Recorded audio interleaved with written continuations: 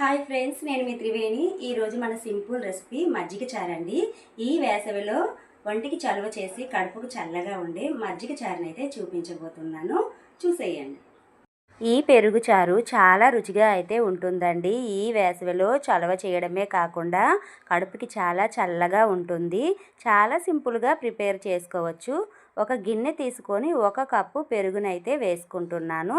Cup కొలత అయితే పెట్టుకోండి. కప్పు పెరుగు తీసుకొని గడ్డలు లేకుండా ఇలా నీట్గా కలిపి పెట్టుకోవాలండి. ఇలా బాగా కలుపుకున్నాక మనం ఏ కప్పుతో పెరుగు తీసుకున్నామో అదే కప్పుతో వాటర్ అయితే వేసుకోవాలి. ఇలా బాగా గడ్డలు లేకుండా కలుపుకున్నాక పెరుగు తీసుకున్న కప్పుతో కప్పు వాటర్ అయితే యాడ్ చేసుకున్నానండి. వాటర్ వేసి ఒకసారి బాగా కలుపుకొని రుచికి సరిపడే సాల్ట్ అయితే వేసుకుంటున్నాను. సాల్ట్ వేసాక ఒకసారి కలుపుకొని దీన్ని ఇప్పుడు పక్కన పెట్టుకుందాం. ఇప్పుడు తాలింపు వేసుకుందాం. స్టవ్ మీద ఒక గిన్నె పెట్టుకొని తాలింపుకు సరిపోయే ఆయిల్ వేసుకొని 1/2 స్పూన్ శనగపప్పు, 1/2 టీ స్పూన్ ఆవాలు, 1/2 టీ స్పూన్ జీలకర్ర, అలాగే కొద్దిగా పచ్చిమిర్చి, ఒక 4-5 వెల్లుల్లి రెమ్మలు చితక్కొట్టి వేసుకోండి. అలాగే ఒక 4 ఎండుమిరపకాయని తుంచి వేసుకోండి.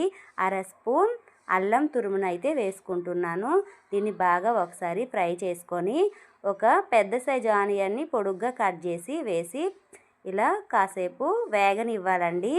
మనకి ఆనియన్ గోల్డెన్ బ్రౌన్ కలర్ రానవసరం లేదండి, కొంచెం కుక్ అయితే సరిపోతుంది. ఇందులోనే ఒక గుప్పెడు కరివేపాకును కూడా వేసుకుంటున్నాను.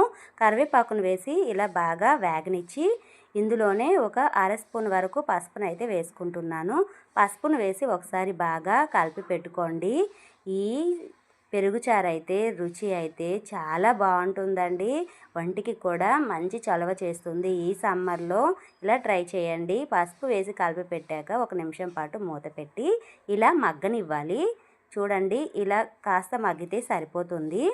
ఇప్పుడు మనం ముందుగా రెడీ చేసుకున్న మజ్జిగనైతే వేసుకుందాం. ఇలా కలిపి పెట్టిన పెరుగును వేసుకొని బాగా కలుపుకోవాలండి. ఇలా బాగా కలిపి పెట్టుకుంటే చాలా సింపుల్గా మన మజ్జిగ చారు రెడీ అయిపోతుందండి. ఇందులోనే కొంచెం కొత్తిమీరని అయితే వేసుకుంటున్నాను. ఫైనల్గా కొత్తిమీరను వేసి ఒకసారి బాగా కలుపుకోండి. ఇంతేనండి, చాలా సింపుల్గా మన మజ్జిగ చారు రెడీ అయిపోయింది.